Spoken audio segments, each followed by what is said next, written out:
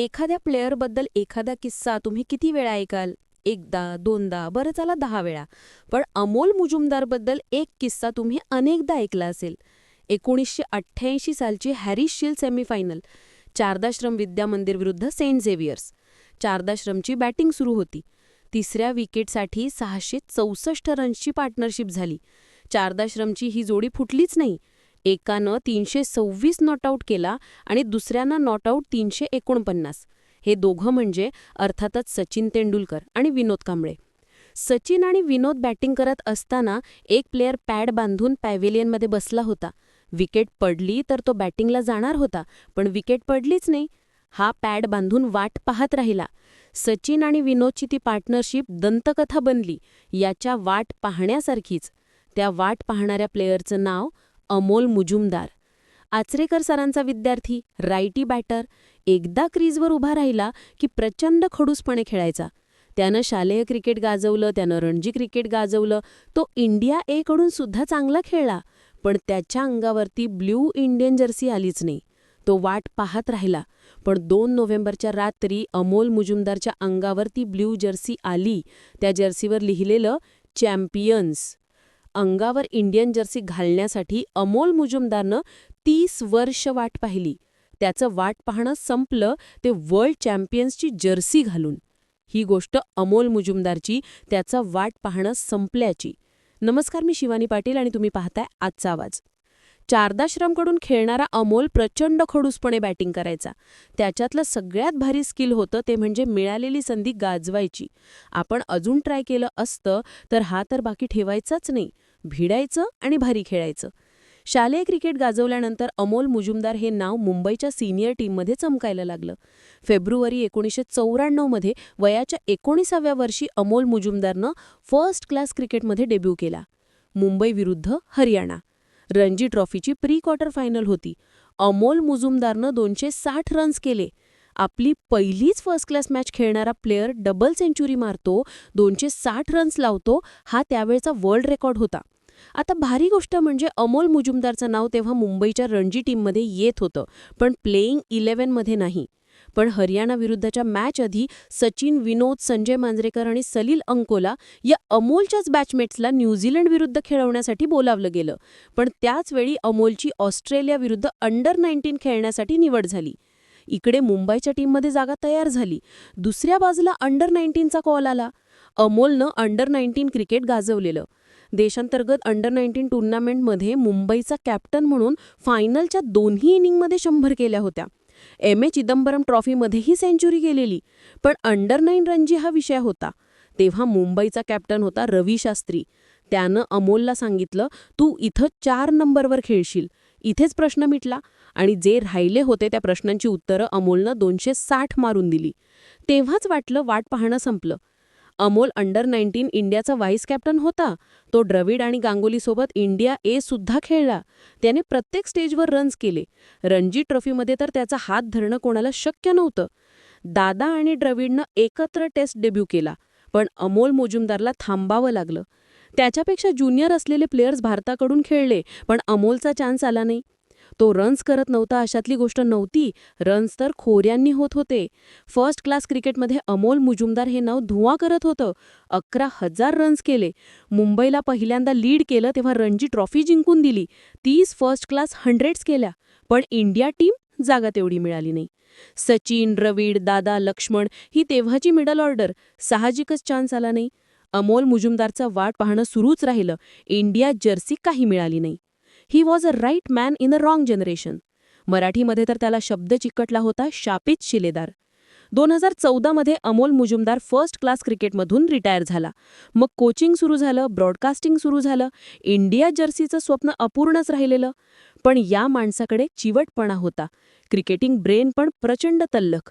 कुठे ना कुठे दखल घेतली जाणार होतीच. दखल घेतली गेली. भारताच्या वुमन्स टीमचा हेड कोच म्हणून. ऑक्टोबर 2023मध्ये अमोल मुजुमदारची इंडियन वुमन्स टीमचा हेड कोच म्हणून निवड झाली. डिसेंबर 2022मध्ये BCCIनं रमेश पवार यांना वुमन्स टीमचे हेड कोच म्हणून अचानक बाजूला केलं होतं. त्यामुळे कोच प्लेयर रिलेशन मेंटेन करण्यापासून प्रत्येक लेव्हलला आव्हानं होती. पण मुंबई क्रिकेटचा माणूस आव्हानांना सामोरं जाणार नाही तर दुसरं कोण जाणार? भारताची वुमन्स टीम आणि अमोल मुजुमदार यांच्यापुढे पहिलं मोठं आव्हान होतं 2024चा T20 वर्ल्ड कप. इंडियन टीमकडून अपेक्षा मोठ्या होत्या, पण इंडियन टीम ग्रुप स्टेजमधूनच बाहेर पडली. मोठा सेटबॅक बसला. अमोल मुजुमदारचा वाट पाहणं सुरूच राहिलं. वुमन्स टीमला मागच्या काही वर्षात चांगले रिसोर्सेस मिळायला सुरुवात झाली. WPL सुरू झाल्यानं अनेक प्लेयर्स पुढे यायला लागलेत, पण तरीही टीम इंडिया प्रेशर सिच्युएशनमध्ये गंडत होती. जी मॅच आता जिंकायच्या टप्प्यात आहे ती हातातून जात होती. त्यामुळे प्रेशर कसं हँडल करायचं यापासून कित्येक गोष्टींवर काम करायला सुरुवात झाली. WPLमधून प्लेयर्सचा पूल मिळाला, तो कुठल्या सिच्युएशनमध्ये कुठली प्लेयर कशी खेळतेय, इंटरनॅशनल बॉलरसमोर कोण कसं खेळतंय, सगळं काही बारकाईनं पाहिलं गेलं आणि वर्ल्ड कपसाठीची टीम सिलेक्ट झाली. आता इंटरेस्टिंग गोष्ट म्हणजे अमोल मुजुमदार हेडकोच झाल्यापासून मागच्या 2 वर्षामध्ये जवळपास 19 प्लेयर्सना टीम इंडियासाठी डेब्यू केला. श्रीचरण क्रांती गौड, प्रतिका रावल या वर्ल्ड कप गाजवणाऱ्या प्लेयर्सना या 2 वर्षात डेब्यू केलाय आणि त्या हायेस्ट स्टेजवर चमकल्यात.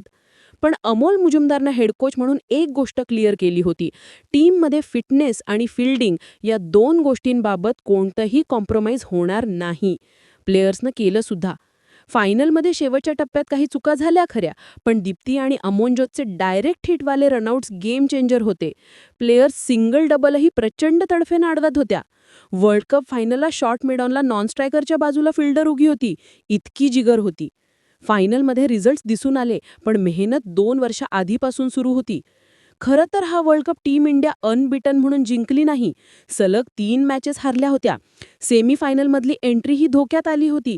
त्यात इंग्लंड विरुद्धची मॅच अगदी टप्प्यात असून सुद्धा 289 चेस झाला नव्हता. त्याआधी ऑस्ट्रेलिया विरुद्ध 330 डिफेंड झाला नव्हता. त्यामुळे शंका प्रचंड उपस्थित होत्या. पण तरीही टीम इंडियानं कमबॅक केलं. त्यात सेमीफायनलला समोर ऑस्ट्रेलिया होती. सध्याची वुमन्स ऑस्ट्रेलियन टीम म्हणजे ना, च्या काळातली पॉन्टिंगची टीम.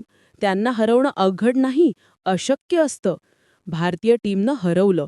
चोकरचा शिक्का, ऑस्ट्रेलियाविरुद्ध खेळण्याचं प्रेशर, सगळ्या गोष्टी मागे टाकून मग फायनलला सुद्धा बिग गेम पॅनिक टीम इंडियात दिसलाच नाही. कमबॅक मागे अमोल मुजुमदारची एक सिंपल ट्रिक होती. त्यानं आणि प्लेयर्सनं 37 लोकांचा एक बबल तयार केला होता. 37 लोकांमध्ये प्लेयर्स होते, सपोर्ट स्टाफ होता. जे काही ऐकायचं आहे, सल्ले घ्यायचे, ज्यांना काय वाटेल याचा विचार करायचा आहे, तो फक्त या 37 लोकांपुरताच. प्रेशर इथेच कमी झालं. बाहेरचा आवाज थांबला आणि प्लेयर्स भेटल्या आपले 100% देऊन. सेमीफायनलच्या आधी प्रतिका रावल इंजर्ड झाली आणि तिच्या जागी शेफाली वर्माला चान्स मिळाला. तिची हिटिंग ॲबिलिटी आणि एक्स फॅक्टरवर डाव खेळण्यात आला. प्रतिका पार्ट टाइम बॉलिंग सुद्धा करायची. शेफाली इंटरनॅशनल क्रिकेटमध्ये बॉलिंग करत नाही, पण तिनं डोमेस्टिक क्रिकेटमध्ये बॉलिंग करायला सुरुवात केली होती आणि हेच अमोल मुजुमदारनं हेरलं. आपण शेफालीला बॉलिंग देऊ शकतो याबद्दलचं डिस्कशन हरमनसोबत झालं आणि शेफालीनं बॉलिंगला येऊन मॅच फिरवली. कुठल्या प्लेयरचं कुठलं स्किल कधी वापरायचं हे माहीत असलेला कोच आणि ही त्याची कबीर खान मोमेंट. हरमननं तो शेवटचा कॅच घेतला आणि टीम इंडियानं वर्ल्ड कप जिंकला. मुळात ती शेवटची विकेट प्रचंड आयकॉनिक होती. सिनियर मोस्ट प्लेयर्सपैकी एक असलेल्या दीप्ती शर्माचा पंजा पूर्ण झाला. कॅच कॅप्टन असणाऱ्या हरमननं घेतला. टीम इंडियानं वर्ल्ड कप जिंकला आणि अमोल मुजुमदारच्या चेहऱ्यावर दिसलं ते समाधान. सचिन विनोची ती पूर्ण इनिंग त्यानं पॅड लावून पॅव्हेलियनमध्ये बसून पाहिली. 21 वर्षाच्या फर्स्ट क्लास क्रिकेटमध्ये त्यानं कित्येक ज्युनियर्सला इंटरनॅशनल डेब्यू करताना, रिटायर होताना पाहिलं. पण त्यानं कधी तक्रार केली नाही. तो कष्ट घेत राहिला. जिथे संधी मिळेल तिथे भारी काम करत राहिला. पण काही ना काही सुटून जातच ना. तशीच इंडिया जर्सी सुटून गेली होती. एक स्वप्न ज्यावर अपूर्णतेचा शिक्का बसला होता. या माणसात जादू होती. त्या चारदाश्रमच्या मॅचवेळी तो पॅड बांधून पूर्ण वेळ तयार होता. तसाच हा कायम तयार असायचा. कधीही माझी गरज लागेल आणि मी स्वतःसाठी नाही, माझ्या टीमसाठी भारी परफॉर्म करेन, याच तयारीत कायम. हीच संधी वुमन्स टीमचा हेड कोच म्हणून मिळाली. हीच संधी इंटरनॅशनल स्टेज गाजवण्याची होती. इथे एक डाव हुकला, पण दुसरा खेळला तो जिंकण्यासाठीच. प्लेयर्सला मेंटली तयार करण्यापासून टीम बांधण्यापर्यंत कितीही प्रेशर आलं तरी प्लेयर्सला बॅक करणं, अमोल मुजुमदारनं प्रत्येक गोष्ट तडफेनं केली. सचिन विनोदपैकी एक जण आऊट झाला असता तर त्यानं ज्या तडफेनं बॅटिंग केली असती, इंटरनॅशनल डेब्यू झाला असता तर ज्या तडफेनं तो खेळला असता, त्याच तडफेनं तो कोच झाला, त्याच तडफेनं भारताला वर्ल्ड कप जिंकून दिला. आता आपल्या वयापेक्षा डबल वय असणाऱ्या, आयुष्यात प्रचंड प्रचंड अचिव्हमेंट्स असलेल्या माणसाला आरेतुरे करणं जड जातं.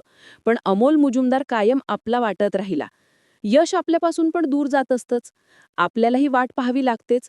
या समांतर लेव्हलवर पण 2 नोव्हेंबरची ती रात्र टीम इंडियानं वर्ल्ड कप जिंकला आणि अमोल मुजुमदारचं वाट पाहणं संपलं. हरमन त्याच्या पाया पडली. प्लेयर्स त्याला अभिमानानं मिठी मारून रडत होत्या.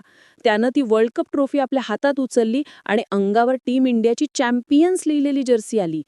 साधारण 30 वर्षाआधी ही जर्सी अमोल मुजुमदारच्या अंगावर दिसली असती, पण तसं घडलं नाही. अमोल मुजुमदार थांबला. 30 वर्ष थांबला. वेगवेगळ्या रोलमध्ये क्रिकेटशी कनेक्टेड राहिला आणि मग तो क्षण आला. तिथे सगळं जग स्तब्ध झालं. अमोल मुजुमदारच्या अंगावर वर्ल्ड कप विनिंग कोच म्हणून इंडिया जर्सी आली आणि अमोल मुजुमदारचं वाट पाहणं संपलं.